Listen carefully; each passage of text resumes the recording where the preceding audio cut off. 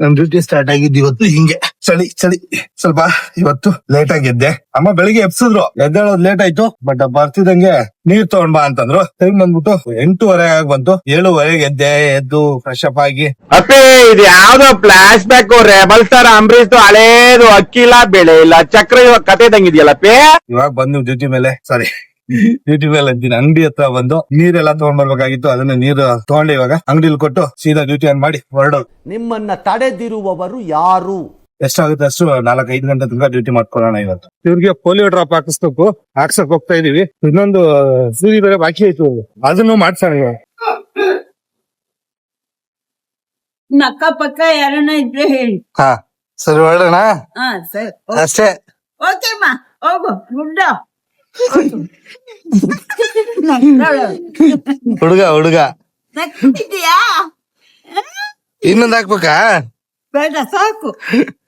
Duty on ಮಾಡ್ಕೊಂಡ್ ಕೂತಿದ್ದೆ. ನಮ್ಮಮ್ಮ ಹೇಳಿದ್ರು ಒಂದ್ 5 ನಿಮಿಷ ಇರು, ನಾನು ಹೋಗ್ಬಿಡ್ತೀನಿ ಅಂತ. ಹೋದವ್ರು ಅರ್ಧ ಗಂಟೆ ಬಂತು, ಇನ್ನೂ ಬಂದಿಲ್ಲ. ನನ್ ಡ್ಯೂಟಿ ಬೆಳ್ತಾನೆ ಇದಾವೆ. ನಾನ್ ಡ್ಯೂಟಿ ಹೋಗೋಣ ಅಂತಂದ್ರೆ ಇವ್ರು ನೋಡಿದ್ರೆ ಬರ್ತಾನೆ ಇಲ್ಲ. ಏನ್ ಮಾಡೋಣ? ಅಂಗಡಿ ನೋಡ್ಕೊಂಡ್ ಕೂತಿದೀನಿ. ಡ್ಯೂಟಿ ಮಾಡ್ಬೇಕು ಅಂದಾಗೆಲ್ಲ ಏನಾದ್ರೂ ಒಂದ್ ಕಿರಿಕ್ ಇದ್ದೇ ಇರುತ್ತೆ ನಂದು. ಈಗ ನೋಡ್ಕೊಂಡ್ ಕೂತ್ಕೋ ಬರ್ತೀವಿ, ನಾನು ಎಲ್ಲಿ ಕೂತ್ಕೋಬೇಕು ಡ್ಯೂಟಿ ಬಿಟ್ಟು? ಏನ್ ಮಾಡೋಣ? ಅಂಗಡಿ ನೋಡ್ಕೊಳ್ಳ, ಗಾಡಿ ಓಡಿಸ್ಲಾ, ಮನೆ ನೋಡ್ಕೊಳ್ಳ, ಜವಾಬ್ದಾರಿ ನೋಡ್ಕೊಳ್ಳ. ಸಿಕ್ಕಾಕೊಂಡಿನಿ ಬ್ರೋ.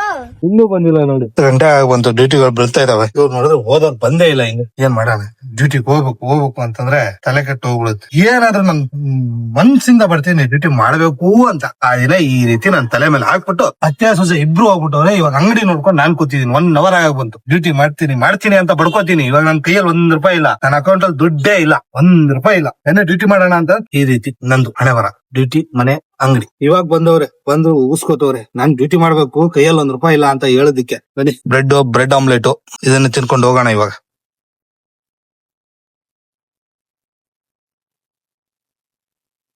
ಸ್ಟ್ರೈಕ್ ಏನೋ ಮಾಡ್ತಾ ಇದಾರೆ ಇವರೆಲ್ಲ. ನಮ್ಮ ಕೃಷ್ಣ ಬೈರೇಗೌಡರ ಮನೆ ಬಂದಿರ್ಬೇಕು. ಇವರೆಲ್ಲ ಯಾರು ಗೊತ್ತಾ? ಈ ನಿನ್ನೆಯಿಂದ ಒಂದು ಇನ್ಸಿಡೆಂಟ್ ನಡೀತು ಗೊತ್ತಾ? ನಿನ್ನೆ ಕೋಗಿಲಲ್ಲಿ ಆಲ್ಮೋಸ್ಟ್ ಒಂದು 200 ಮನೆ ಡೆಮೊಲಿಷನ್ ಮಾಡಿದ್ರು. ಅದ್ರ ಬಗ್ಗೆ ಇವರು ಸ್ಟ್ರೈಕ್ ನಮ್ಮ ಕೃಷ್ಣ ಬೈರೇಗೌಡರ ಮನೆ ಹತ್ರ ಬಂದಿರೋದು. ಕೃಷ್ಣ ಬೈರೇಗೌಡರವ್ರ ಮನೆ ಇರೋದಿಲ್ಲ, ಅದಕ್ಕೆ ಇವರೆಲ್ಲ ಸೇರಿದ್ದಾರೆ. ಆಲ್ಮೋಸ್ಟ್ ಒಂದು 200 ಮನೆಗಳನ್ನ ಡೆಮಾಲಿಷ್ ಮಾಡಿದ್ರು ನಿನ್ನೆ ಕೋಗಿಲಲ್ಲಿ.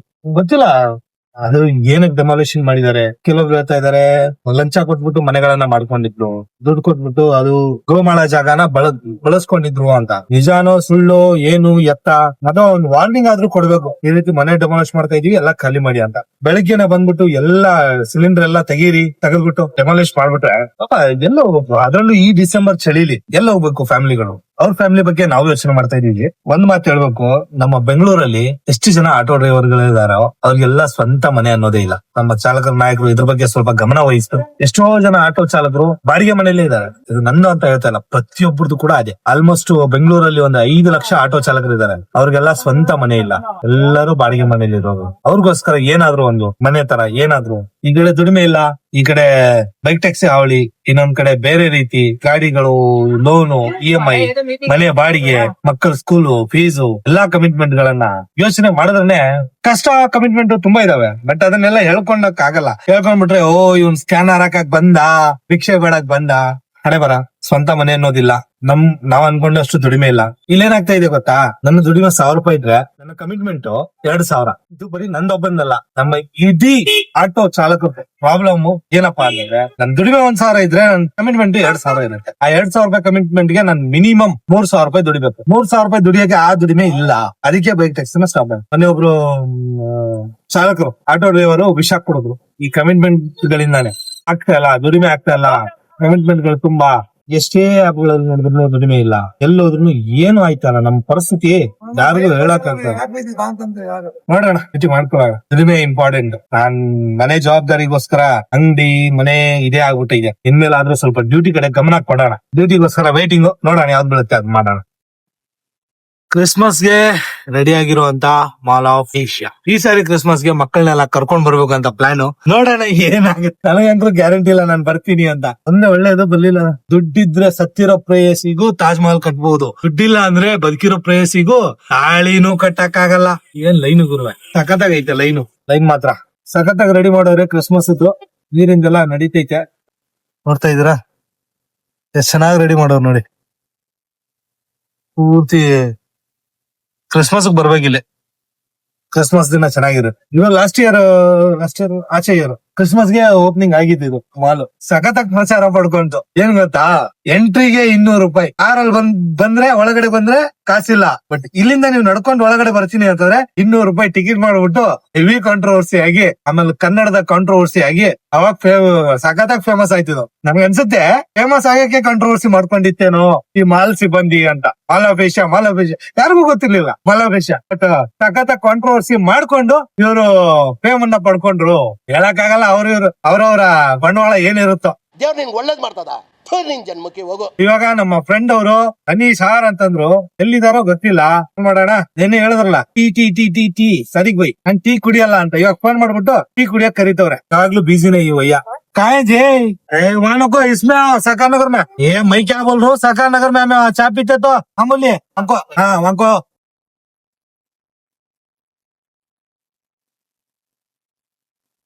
ಕುಡಿತೆ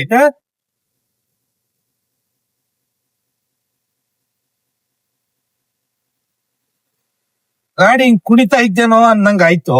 ನೋಡೋಣ ಇವಾಗ ಹೊರಡೋಣ ಬನ್ನಿ. ನೆನ್ನೆ ಯಾರೋ ಹೇಳಿದ್ರು ಟೀ ಕುಡಿಯಲ್ಲ ಅಂತ. ನೋಡಿ ಕರೆಸ್ಬಿಟ್ಟು ಟೀ ಕುಡಿಯೋಣ ಅಂತ ಕರ್ದಿರೋದು. ನೆನ್ನೆ ಏನಂದ್ರು ಟೀ ನಾನು ಕುಡಿಯಲ್ಲ. ಇವಾಗ ಏನ್ ಕುಡಿತವ್ರೆ ಬನ್ನಿ ತೋರಿಸ್ತೇನೆ.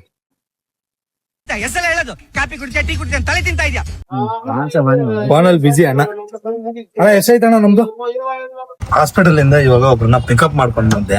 ಎಷ್ಟು ಚಿಕ್ಕ ಗಲ್ಲಿಲಿ ಬಂದಿದೀನಿ ಅಂತಂದ್ರೆ ಏನಪ್ಪ ಹೆಂಗಾದ್ರೂ ಬಂದೆ ಅಂದಂಗ ಆಗ್ಬಿಟ್ಟೈತೆ. ಯಾಕಂತಂದ್ರೆ ಮುಂದೆಯಿಂದ ಯಾವ್ದಾದ್ರು ಇನ್ನೊಂದು ಆಟೋ ಅಥವಾ ಗಾಡಿಯವ್ರು ಬಂದ್ರು ಅಂತಂದ್ರೆ ಟರ್ನ್ ಮಾಡಕ್ ಆಗಲ್ಲ, ಹಂಗ ಐತಿದು ಗಲ್ಲಿ. ಇಷ್ಟು ಚಿಕ್ಕದು, ಇದ್ರಲ್ಲಿ ಗಾಡಿ ಎತ್ಕೊಂಡು ಯಪ್ಪ ದೊಡ್ಡ ಗಾಡಿಗಳು ಬಂದಿದಾವೆ. ಹೆಂಗ್ ತಂದಿದಾರೋ ಏನು ಗೊತ್ತಿಲ್ಲ. ನೋಡಿ ಎಷ್ಟು ಒಂದ್ ಆಟೋ ಬಂತು ಅಂದ್ರೆ ಮುಗಿ. ಇದಕ್ಕಿನ್ನ ಚಿಕ್ಕ ಗಲ್ಲಿ ಗಾಡಿ ಓಡಿಸಿದೀವಿ ಇಲ್ಲ ಅಂತಲ್ಲ, ಬಟ್ ಗಲ್ಲಿ ತುಂಬಾ ಚಿಕ್ಕದು. ಗೇಟ್ ಓಪನ್ ಮಾಡೋರು ಗೇಟ್ ಕ್ಲೋಸ್ ಮಾಡಿಲ್ಲ ಅಂದ್ರೆ ಮುಗ್ದೋಗಿ. ವಯಸ್ಸಾದವ್ರು ಇದ್ರು, ಅವ್ರನ್ನ ಇಲ್ಲೇ ಮೇನ್ ರೋಡ್ ಅಲ್ಲಿ ಬಿಟ್ಟು ಹೋಗಿದ್ರೆ ಆಗಿರೋರು, ವರ್ಕೌಟ್ ಆಗಿರೋ ಅಂದ್ರೆ ಅವ್ರು ನಡ್ಕೊಂಡು ಹೋಗಕ್ ಹಾಸ್ಪಿಟಲ್ ಇಂದ ಬಂದಿದ್ರಲ್ವಾ, ಅವ್ರಿಗೆ ಪ್ರಾಬ್ಲಮ್ ಆಗಿರೋದು. ಸೊ ಅದಕ್ಕೆ ಆರಾಮಾಗಿ ಕರ್ಕೊಂಡು ಹೋಗಿ ಡ್ರಾಪ್ ಮಾಡಿ ಇವಾಗ ಡ್ಯೂಟಿಗೋಸ್ಕರ ವೈಟಿಂಗ್. ನೆಕ್ಸ್ಟ್ ಯಾವ್ದು ಬರುತ್ತೆ ಅದು ನೋಡೋಣ. 12 ಗಂಟೆ ಆಯ್ತು, ಎಲ್ಲಾ ಕಡೆ ಟ್ರಾಫಿಕ್ ಸ್ಟಾರ್ಟ್ ಆಯ್ತು. ಯಾವ್ದು ಡ್ಯೂಟಿ ಬೀಳುತ್ತೋ ಅದನ್ನ ಮಾಡೋಣ. ಈಗ ಈ ಅಪಾರ್ಟ್ಮೆಂಟ್ ಅಲ್ಲಿ ಫುಲ್ ಸುಕ್ಕೊಂಡು ಹೋಗ್ಬೇಕು. ಮೊದಲನೇದು ಈ ಅಪಾರ್ಟ್ಮೆಂಟ್ ಡ್ಯೂಟಿಗಳು ಇರ್ತಾವಲ್ಲ, ಅದ್ರಲ್ಲಿ ತೊಂದ್ರೆ ಏನಂದ್ರೆ ಫುಲ್ ಹಿಂಗ್ ಸುತ್ತಾಕೊಂಡು ಹೋಗೋದು. ಇವಾಗ ಈ ಅಪಾರ್ಟ್ಮೆಂಟ್ ಅಲ್ಲೇ ಕನ್ಸ್ಟ್ರಕ್ಷನ್ ನಡೀತೈತೆ, ಇಲ್ಲಿ ಡ್ರಾಪ್ ಮಾಡಿ ಹಿಂಗ್ ಹೋಗೋದು.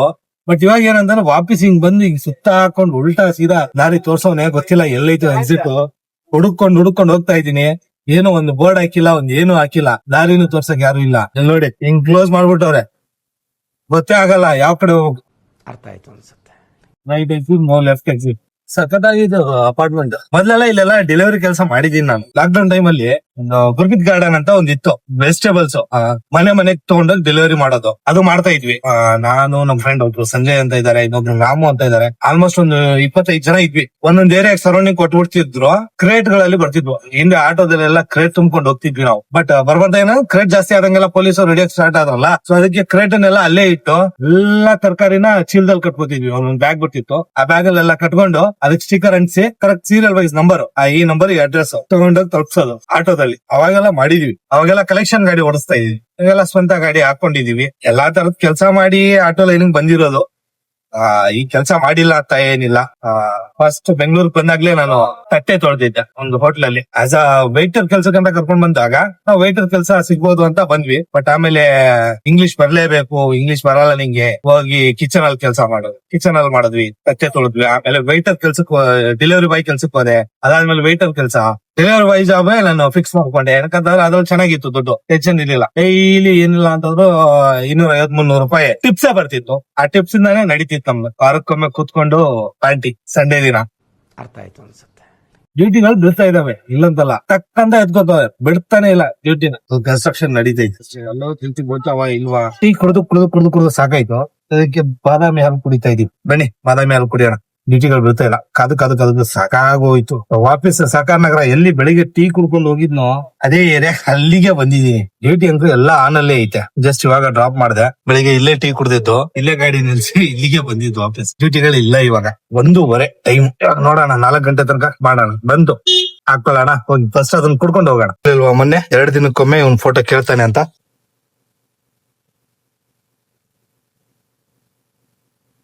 2 ದಿನಕ್ಕೊಮ್ಮೆ ಫೋಟೋ ಕೇಳ್ತಾನೆ ಇರ್ತಾನ. ಇವಾಗ ಏನಾದ್ರು ನಾನು ಫೋಟೋ ತೆಗೆದುಕೊಳ್ಳಿಲ್ಲ ಇಲ್ಲ ಅಂದಿದ್ರೆ ಇದು ಜಲನ್ ಬಾಗ್ ಅದು ಐಡಿ ಇಮಿಡಿಯೇಟ್ಲಿ ಆಫ್ ಆಗ್ಬಿಡೋದು. ಇಲ್ಲ ಆಮೇಲೆ ತಕ್ಕೋತೀನಿ ಅಂತ ಏನಾದ್ರು ಮಾಡಿದ್ದಿದ್ರೆ. ಸೊ ಇವಾಗ ಡ್ರಾಪ್ ಮಾಡಿದೆ. ಇವಾಗ ಇನ್ನೊಂದು ಪಿಕಪ್ ಹೋಗ್ತಾ ಇದೀನಿ. ಹೊರಗಡೆ ಇದೆ, 700 ಮೀಟರ್ಸ್ ಇದೆ. ಬೀಳ್ತಾ ಇದಾವೆ ಡ್ಯೂಟಿ ಇಲ್ಲ ಅಂತಲ್ಲ. ಇವಾಗ ಡ್ಯೂಟಿ ಎಲ್ಲಿಂದ ಬೀಳ್ತಾ ಇದಾವ ಅಂತಂದ್ರೆ ಹೆಬ್ಬಾಳ AG ಚರ್ಚ್ ಇದೆಯಲ್ಲ, ಆ ಚರ್ಚ್ ಹತ್ರ ಬೀಳ್ತಾ ಇದಾವೆ ಪಿಕಪ್. ಇಲ್ಲಿಂದ ನಾನು ಅಲ್ಲಿಗೆ ಹೋಗಕ್ 3 ಕಿಲೋಮೀಟರ್. ಹೆಬ್ಬಾಳ ಕೆಂಪಾಪುರದಲ್ಲಿ ಇದೀನಿ. ತುಂಬಾ ಲಾಂಗ್ ಪಿಕಪ್ ಕೊಡ್ತಾ ಇದಾರೆ. ಎಲ್ಲ ಬರ್ತಾ ಇರೋದೆಲ್ಲ ಅಲ್ಲಿದೆ. Bethel AG church, Bethel AG church, Bethel AG church, Bethel AG church ಇಂದ ಕಮ್ಮನಹಳ್ಳಿ. ಬಟ್ ಇವಾಗ ಪಿಕಪ್ ಹೋಗೋಷ್ಟಲ್ಲಿ ಕ್ಯಾನ್ಸಲ್ ಮಾಡ್ಬಿಡ್ತಾರೆ. ಅದೇ ಒಂದು ಪ್ರಾಬ್ಲಮ್. ಅದಕ್ಕೆ ಬೇರೆದ್ ಹಾಕೊಂಡಿದೀನಿ, ಅದನ್ನ ಕರ್ಕೊಂಡು ಡ್ರಾಪ್ ಮಾಡೋಣ. ಜಾಸ್ತಿ ಇಲ್ಲ, 700 ಮೀಟರ್ಸ್ ಪಿಕಪ್, 800 ಮೀಟರ್ಸ್ ಡ್ರಾಪ್. ಇಲ್ಲೇ ಲೋಕಲ್ ಜೊತೆ ಮಾಡೋಣ. ಅಂಗಡಿ ಓಪನ್ ಐತೇನ್ರಿ? ಏನ್ ಸಿಗತ್ರಿ ಇಲ್ಲಿ?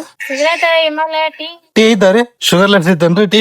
4 ಶುಗರ್ 4 ಶುಗರ್ಲೆಸ್, 1 ಶುಗರ್ 1 ಕಾಫಿ. ಅಲ್ಲ ಮುಂಜಾನೆ ಬರ್ತೀನಿ ಅಂತ ಹೇಳಿ ಕೇಸಿ ಎಲ್ಲೋಗಿದ್ದಿ? बेटा 12 बजे तक ड्यूटी नहीं था, भाई डेंच होता तो आता ये करेगा। ಮೊಮ್ಮಗನ ಎತ್ಕೊಂಡ್ ತಿರ್ಗಾಡಕ್ ಹೋಗಿ ಅವಂಗ ಅದಷ್ಟ ತಿರ್ಗಾಡದ ಬೇಕು ಅವಂಗ. ಚಾ ಕೊಡ್. ಇದು ನಮ್ಮ ಅಜಾನಂದ. ಇದು ಸ್ವಲ್ಪ ಜಾಸ್ತಿ ತರ್ಲೆ, ಯಾವಾಗ್ಲೂ ನಂಗ್ ನಗ್ತಾ ಇರುತ್ತೆ. ಅವಾಗ ಸ್ವಲ್ಪ ತರ್ಲೆ ಮಾಡುತ್ತೆ, ಇಲ್ಲ ಅಂದ್ರೆ ಡಲ್ ಆಗ್ಬಿಡುತ್ತೆ. ಇವತ್ತಿದು ಡಲ್ ಆಗೈತೆ. ಏನ್ ನೋಡ್ತಾ ಇದೀರಾ? ಕೋಳಿ ನೋಡ್ತಾ ಇದೀರಾ? ಕೊಕ್ಕೋ ಚಿಕನ್ ತಿಂತೀರಾ? ಚಿಕನ್ ಅಜಾನ್ ಇವ್ರಿಗೆಲ್ಲ ತಂದು ಕೊಟ್ಟು ಮತ್ತೆ ಡ್ಯೂಟಿ ಮೇಲೆ ಹೋಗ್ಬೇಕು. ಅಂಗಡಿ ನೋಡ್ಕೊ ಅಂತಂದ್ರು. ಬಟ್ ಸ್ವಲ್ಪ ಕಮಿಟ್ಮೆಂಟ್ ಐತೆ. ನಾಳೆ ಒಂದ್ ಕಡೆ ಅಮೌಂಟ್ ಕಟ್ಬೇಕು.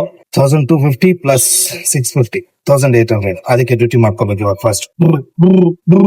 ಅಜಾನ್ ಡ್ಯೂಟಿ ಮಾಡ್ಕೊಂಡಿರೋಣ ಅನ್ಕೊಂಡಿದ್ದೆ. ಮತ್ತೆ ಅಂಗಡಿ ಜವಾಬ್ದಾರಿನ ನನ್ ಮೇಲೆ ಕೊಟ್ಟು ಕಳ್ಸಿದ್ರು. ಹೇಳಿದ್ರು, ಏನ್ ಅಂಗಡಿ ನೋಡ್ಕೋ, ನಾವ್ ಸ್ವಲ್ಪ ಮನೆಗೆ ಹೋಗಿ ಅಡಿಗೆ ಮಾಡ್ತೀವಿ. ಅತ್ಯ ಸೊಸೆ ಏನ್ ಹೇಳೋಣ, ಡ್ಯೂಟಿ ಮಾಡ್ಬೇಕು ಅಂದ್ರೆ ಕಮಿಟ್ಮೆಂಟ್ ನಾಳೆ ಕಟ್ಟಬೇಕು. ಇವಾಗ ನೋಡೋಣ ಏನಂತಾರೆ. ಮನೆಗೆ ಹೋದ್ಮೇಲೆ ಐತೆ ಮಾಡ್ಬೇಕಾಗಿತ್ತು ಡ್ಯೂಟಿ, ಯಾಕೆ ಮಾಡ್ಲಿಲ್ಲ? ಹಿಂಗ್ ಇದ್ಕೊಂಡ್ ನಾನ್ ಹೆಂಗಣ ಡ್ಯೂಟಿ ಮಾಡ್ಲಿ? ಇದನ್ ಯಾರಿಗ ಹೇಳೋಣ? ನಮ್ ಪ್ರಾಬ್ಲಮ್ ನಾವ್ ಯಾರಿಗ ಹೇಳೋಣ? ಇದನ್ನೆಲ್ಲ ಇಟ್ಕೊಂಡು ಡ್ಯೂಟಿ ಮಾಡಕ್ ಆಗತ್ತಾ? ಧನ್ಯವಾದಗಳು. ಇದು ನಮ್ಮ ಕೆಲಸ. ಇದನ್ನೇ ನೋಡ್ಕೊಳ್ಳೋಣ, ವಿಡಿಯೋನ ಎಡಿಟ್ ಮಾಡೋಣ ಬನ್ನಿ. ಸೊ ಮೋಸ್ಟ್ಲಿ ವಿಡಿಯೋ ಇಲ್ಲಿಗೆ ಎಂಡ್ ಆಗ್ಬೋದು. ನಾನು ತುಂಬಾ ವಿಡಿಯೋದಲ್ಲಿ ನಾನು ಎಂಡಿಂಗ್ ಅನ್ನ ಕೊಟ್ಟಿಲ್ಲ. ಎಂಡಿಂಗ್ ಅಂತಂದ್ರೆ ಮೋಸ್ಟ್ ಆಫ್ ದ ವಿಡಿಯೋಸ್ ಅಲ್ಲಿ ನಾನು ಎಂಡ್ ಅನ್ನ ಕರೆಕ್ಟ್ ಆಗಿ ಮಾಡ್ತಾ ಇಲ್ಲ. ಅದು ಯಾವ ರೀತಿ ಮಾಡ್ಬೇಕು ಅಂತ ನನಗೂ ಅಷ್ಟೊಂದು ಐಡಿಯಾ ಇಲ್ಲ. ಬಟ್ ಆದ್ರೂ ಒಂದ್ ಮಾತು ಹೇಳ್ತೀನಿ, ವಿಡಿಯೋ ಇಲ್ಲಿ ತನಕ ನೋಡ್ತಾ ಇದೀರ ಅಂತಂದ್ರೆ ವಿಡಿಯೋ ಇಷ್ಟ ಆಗಿದ್ರೆ ಒಂದ್ಸರಿ ಸಬ್ಸ್ಕ್ರೈಬ್ ಅನ್ನ ಒತ್ಬಿಡಿ. ನಮಗೂ ಒಂದು ಪುಷ್ ಸಿಗುತ್ತೆ. ದಯವಿಟ್ಟು ಸಬ್ಸ್ಕ್ರೈಬ್ ಮಾಡಿ. ಸೊ ವಿಡಿಯೋನ ಎಂಡ್ ಮಾಡುವಂತ ಟೈಮ್. ತುಂಬಾ ಜನ ವಿಡಿಯೋಸ್ ಅನ್ನ ನೋಡ್ತೀರಾ, ಆಲ್ಮೋಸ್ಟ್ 60% ಜನ ಸಬ್ಸ್ಕ್ರೈಬ್ ಮಾಡಿಲ್ಲ. ದಯವಿಟ್ಟು ಸಬ್ಸ್ಕ್ರೈಬ್ ಮಾಡಿ, ನಮಗೊಂದು ಗುರಿ ತಲುಪ್ದಂಗ್ ಆಗುತ್ತೆ. ಸೊ ಈ ಜನವರಿ 1 ಅನ್ನೋಷ್ಟರಲ್ಲಿ 10K ಸಬ್ಸ್ಕ್ರೈಬರ್ ನ ಕಂಪ್ಲೀಟ್ ಮಾಡ್ಬೇಕು ಅನ್ನೋದು ಒಂದು ಆಸೆ, ಮತ್ತೆ ಏನಿಲ್ಲ. ಸೊ ಆದಷ್ಟು ವಿಡಿಯೋನ ಸಬ್ಸ್ಕ್ರೈಬ್ ಮಾಡಿ. ಮತ್ತೆ ವಿಡಿಯೋ ಇಷ್ಟ ಆಗಿದೆ ಲೈಕ್, ಶೇರ್ ಅಂಡ್ ಸಬ್ಸ್ಕ್ರೈಬ್. ನನಗೆ ಬರಲ್ಲ ಗುರು ಹೇಳಾಗೆ, ಆದ್ರೂ ಒಂದ್ ಮಾತು ಇನ್ನೊಂದ್ಸರಿ. ಸೊ ವಿಡಿಯೋ ಇಷ್ಟ ಆಗಿದೆ ಲೈಕ್ ಮಾಡಿ, ಶೇರ್ ಮಾಡಿ, ಕಮೆಂಟ್ ಮಾಡಿ. ನಿಮ್ಮ ಅಭಿಪ್ರಾಯಗಳನ್ನ ದಯವಿಟ್ಟು ತಪ್ಪದೇ ತಿಳಿಸಿ. ಓಕೆನಾ? ಸೊ ಸಿಗೋಣ ಮತ್ತೊಂದು ವಿಡಿಯೋದಲ್ಲಿ. ಟೇಕ್ ಕೇರ್, ಬಾಯ್. ಇದು 365 ಡೇಸ್ ನ ಚಾಲೆಂಜ್ ನ ಮೊದಲನೇ ದಿನ.